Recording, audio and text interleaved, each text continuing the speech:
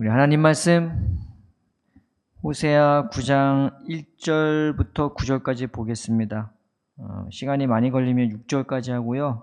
다 할 수 있으면 9절까지 하겠습니다. 먼저 이제 전반의 내용을 보자면요. 호세아가 이스라엘의 죄를 고발하면서요. 이제 이스라엘에 대해서 북이스라엘에 대해서 선언을 해버립니다. 7장이 이제 마지막 부분이 그 부분인데 화있을진저 패망할진저 이제 이것이 이제 뭐에 해당하냐면은 이 사람은 살인죄로 판결합니다. 뭐 사기죄로 판결합니다. 라는 그 내용과 똑같다고 말을 했습니다. 그 다음에 8장, 9장은 그 죄에 맞는 그 형벌을 기술하는 겁니다. 그래서 8장에는 아수르로 말미암아 그들을 칠 것을 이제 보여주고 있고, 오늘 읽은 9장은 그들이 이제는 여호와의 땅에서 떠나갔고 타향살이를 하게 될 것을, 이제 귀향을 가게 될 것을 보여주고 있는 것입니다. 오늘 그 말씀을 한 절씩 살펴보고자 합니다. 9장 1절 이스라엘아 너는 이방 사람처럼 기뻐 뛰놀지 말라. 내가 음행하여 내 하나님을 떠나고 각 타작 마당에서 음행의 값을 좋아하느니라. 이게 지금 어떤 상황이냐면 1절부터 3절까지는요. 지금 여기서 어느 때에 지금 이 말을 하는 거냐면 추수 때에 가장 기분 좋고 가장 마음에서 들떠서 축제 분위기일 바로 그때 이 말씀을 한 겁니다. 그래서 그 축제 때 그 잔치를 할 때, 추수의 잔치를 할 때 이제 이 말씀을 전한 건데, 이스라엘아 너는 이방 사람처럼 기뻐 뛰놀지 말라. 네가 음행하여 네 하나님을 떠나고 각 타작마당에서 음행의 값을 좋아하느니라 라고 나와 있습니다. 여기서 말하는 음행의 값이 뭐냐, 지금 이 추수가 어디서 하는 거예요?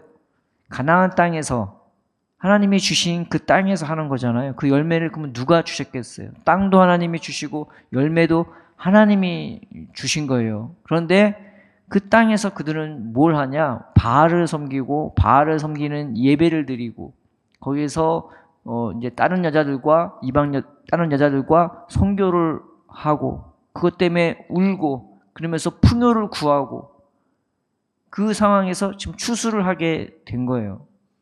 그러니까 이 추수를 하게 되니까 그 추수의 열매를 가지고 하나님께 드리는 게 아니라 당연히 그들이 어떻게 생각하냐? 내가 예배를 열심히 드렸어. 내가 바알을 열심히 섬겼어. 열심히 선교를 행하고 열심히 울고부짖으면서 풍요를 구했더니 바알이 이걸 주셨다고. 자기가 바알한테 예배 잘 드려갖고 하나님이 바알한테 예배를 잘 드려서 그 바알이 나한테 이 추수의 열매를 줬다고 생각하는 거예요.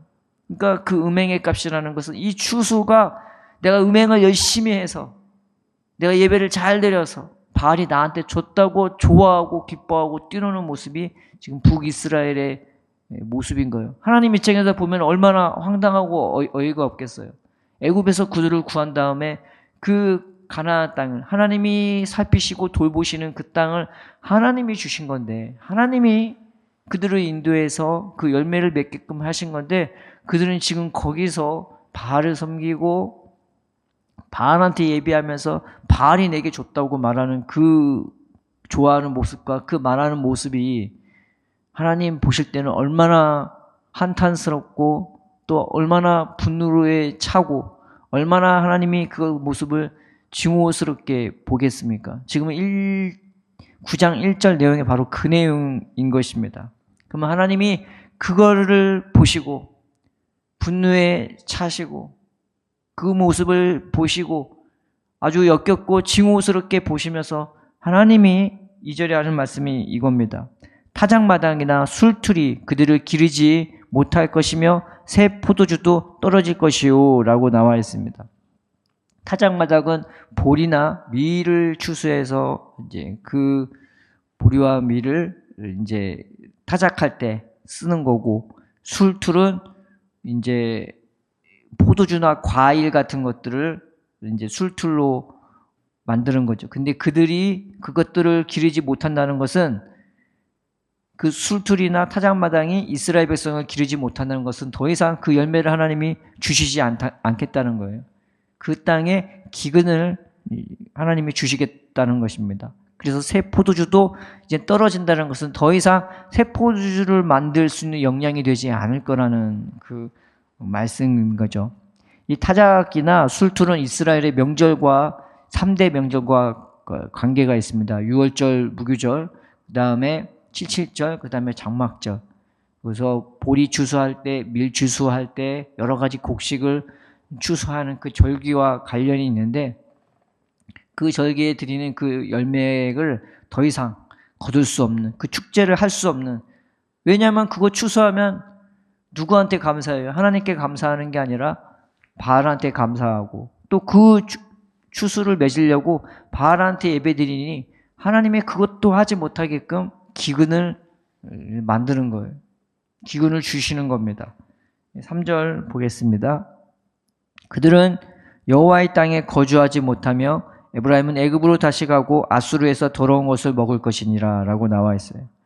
이 말이 뭐냐? 하나님이 나 너한테 그 역겨운 모습을 보고 그 바알한테 예배하는 모습을 보고 그 추수하는 것을 가지고 바알이 나한테 주었다고, 내가 음행으로 예배드리는 걸 정말 열심히 해서 바알이 나한테 축복했다고 하는 그 역겨운 모습을 보면서 하나님한테 등을 돌린 채로 그렇게 바알을 섬기고 바알 때문에 기뻐 뛰놀며 축제하는 그 모습을 보면서 하나님이 그래? 그럼 난 너한테 더 이상 그 열매를 주지 않을 거야. 나는 이제 기근을 줄 거고, 기근은 열매는커녕 이 땅에조차 내가 너를 거하지 못하게 너를 쫓아낼 거라고 지금 이 말씀을 하시는 것입니다.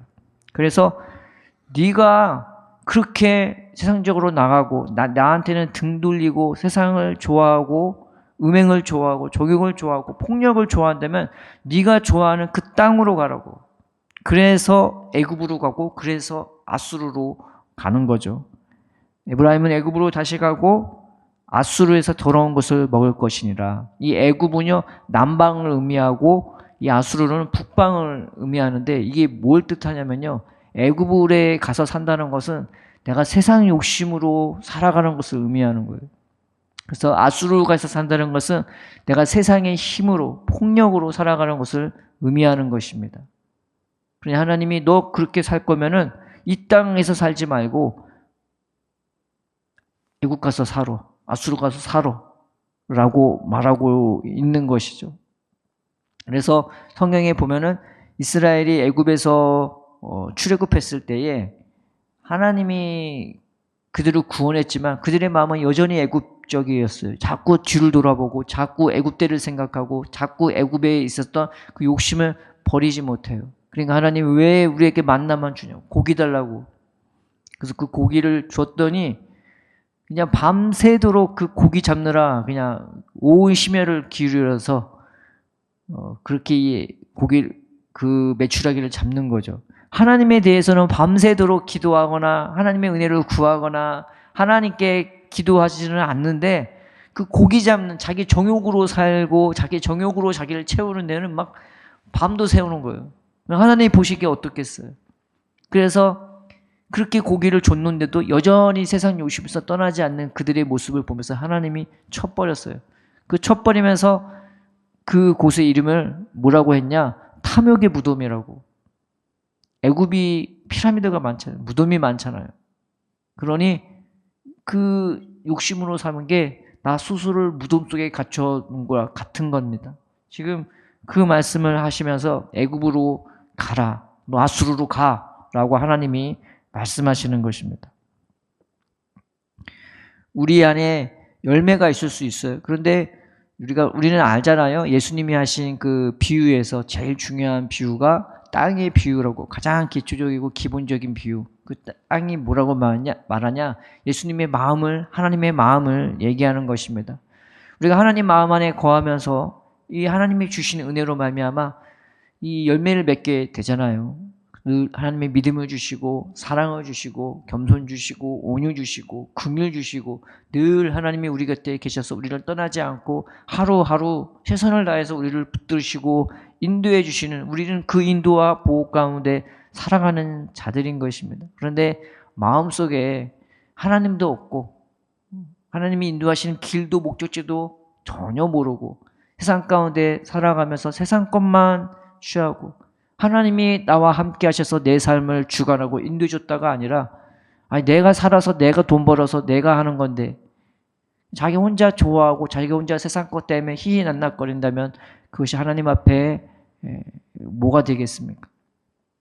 우리가 예수님께 눈을 들려서 예수님 그 손으로 내 마음을 고쳐달라고 천지 만물 하나님이 주관하시면 깨닫게 달라고 내 인생도 하나님이 주관하고 인도해 주면 깨닫게 달라고 내가 하나님 안에 거하는 이 마음이 얼마나 귀한 건지 이 안에서 드려지는 열매 내 삶에서 드리는 수고 희생 헌신 땀방울 그 얼마나 한 방울 한 방울 그 돈도 얼마나 귀한 건지 돈의 액수가 커서 귀한 게 아니라 하나님이 함께 하시고 하나님이 주신 재물이기에 그 재물이 세상처럼 쾌락적으로 좋아하는 것이 아니라 하나님에 대한 감사로 하나님을 더 경외하는 마음으로 하나님께 드리는 감사와 예물이 되지 않겠습니까?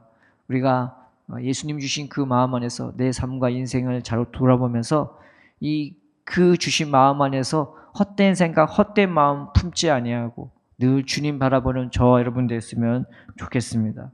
이 사절에 보면은 아수르에서 그들은 여호와께 포도주를 부어드리지 못하며 라고 나와 있는데 새 번역 성경에서는요 이 앞에 뭐가 붙어 있냐면은 이방 땅에서는 라는 그 말이 붙어 있습니다. 이제 여호와의 땅에서 쫓겨난 상태예요. 그러니 쫓겨난 상태에서 하나님 앞에 예물을 드릴 수가 없는 거죠. 그래서 새 번역 버전에서는 포로 생활에 일어나는 그 해석적 문구를 이 앞에다가 딱 붙여놔요. 이방 땅에서 그들은 여호와께 포도주를 부어드리지 못하죠. 하나님이 그들에게 늘 하셨던 말씀은 내가 아브라함과 이삭과 야곱에게 맹세했던 그 가나안 땅을 내가 너희에게 줄 거야. 내가 너희를 그 땅으로 인도하고 그 땅에서 열매 맺는 것으로 너희는 나한테 예물을 드릴 수 있어 라고 말하고 있는 것입니다. 여기서 왜 이방 땅에서 여호와께 포도주를 부어드리지 못하냐?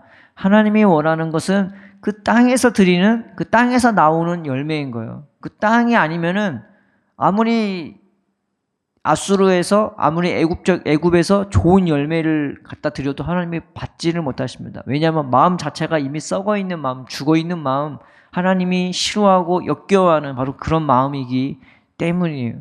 우리 삶에 예수님 마음이 없으면요, 내가 거기서 뭘 드린데 하나님이 어떻게 받겠어? 이미 뿌리부터 시작부터 열매까지 하나님 보시기에 받지 못할 것들인데요. 그들은 여호와께 포도주를 부어드리지 못하며 이방 땅에서 그들은 여호와께 포도주를 부어드리지 못하며 여호와께서 기뻐하시는 바도 되지 못할 것이라. 예물도 하나님이 기뻐하지 못하고 그 예물을 드리는 사람도 하나님이 기뻐하지 못합니다. 가인과 아벨이 하나님 앞에 첫 제물로 예물을 드렸는데 아벨은 그 첫 양을 드렸고 가인도 첫 그 수확물을 드렸단 말이에요. 근데 하나님이 뭐라고 그러셨냐면은 아벨의 것은 그 제물도 아벨도 받으셨다고. 제물도 받지만 아벨도 받으셨다고. 근데 가인은 그 제물도 안 받고 가인도 안 받으셨대요. 하나님이 기뻐하는 바가 되지 못하는 거예요. 이미 여호와의 땅을 떠나 있는 상태인 거예요.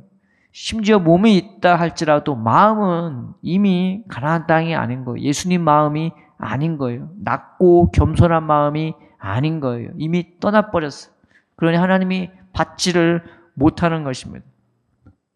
그들의 재물은 애곡하는 자의 떡과 같아서 지금 4절 읽고 있습니다. 4절 중간에 그들의 재물은 애곡하는 자의 떡과 같아서 이 애곡하는 자의 떡이 뭐냐?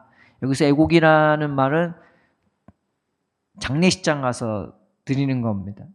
그러니까 이미 죽어있는 자의 떡과 같아요. 공허해요. 허무해요. 그냥 죽어있는 하나님의 재물을 떠났더니 하나님의 땅을 떠났더니 그들의 상태가 지금 어떤 상태예요? 사실은 나라 잃은 상태인 거예요. 내 뿌리를 잃은 상태예요. 그저 살아갈 소망이 있겠습니까? 우리나라가 일제시대 때 나라를 뺏겼을 때 초상집 분위기 간 거랑 똑같은 거란 말이에요. 그러니 초상집 분위기에서 드리는 떡과 같아요. 재물이 있다 할지라도 나라를 잃고 집을 잃고 자기 땅을 잃었으니 그냥 그것이 죽은 자의 떡과 같은 것입니다. 그것을 먹는 자는 더러워지나니 그들의 떡은 자기 먹기에만 소용될 뿐이라. 재물이 있고 떡이 있을지라도 이제는 사는 게 아닌 거죠. 하나님이 주신 그 땅에서 떠나버리고 주신 집과 땅과 재물에서 다 떠나고 이제는 아수르에서 애굽에서 살아가는데 그냥 내가 사는 게 아니면서 그 재물을 먹는다는 게 그냥 이루 말할 수 없이 슬플 수밖에 없는 겁니다. 그저 자기의 육체만 오늘 하루 연명하는데 쓰여질 뿐이에요. 그러니 자기 먹기에만 소용될 뿐이라는 것은 굉장히 슬픈 단어인 겁니다. 거기는 어떤 희망도 어떤 소망도 없는 거예요. 그냥 죽지 못해 살고 있는 상태를 말하는 겁니다. 하나님이 지금 이스라엘을 그렇게 징책할 거라고, 그들의 마음 상태 그대로 그들을 인도할 거라고, 그래서 그들의 상태가 사실 어떤 건지를 보여주고자 하는 것이죠. 여호와의 집에 드릴 것이 아님이니라. 그들이 갖고 있는 재물, 설사 그 아수르에서 가장 좋은 곳이 낫다 할지라도 여기서 말하는 여호와의 집은 성전을 말하는 겁니다. 하나님의 성전이 뭡니까? 우리가 서로 사랑으로 하나 될 때 바로 그곳이 하나님의 성전이 되는 것입니다. 예수님이 우리를 사랑한 것처럼 자신의 온 마음으로 자신의 모든 것을 쏟아부어서 사랑한 것처럼 예수님이 우리를 사랑하듯 우리가 서로를 그렇게 사랑하고 아끼고 귀히 여기며 하나 될 때 바로 그 예수님 마음에서 나오는 열매가 하나님께 드릴 예물이 되고 하나님의 거할 처소가 되는 거 아니겠습니까? 그런데 이미 그들의 마음은 하나님을 떠난 상태, 하나님께 드릴 예물도 다 더러워졌고 다 쾌락적이거나 다 공허하기 그지없는 거예요. 하나님께 드릴 건덕지가 눈꼽만치도 없습니다. 삶도 이미 하나님을 떠나 있고 중심도 이미 하나님을 떠나 있는 상태이기 때문입니다. 너희는 명절날과 여호와의 절기의 날에 무엇을 하겠느냐? 그렇죠.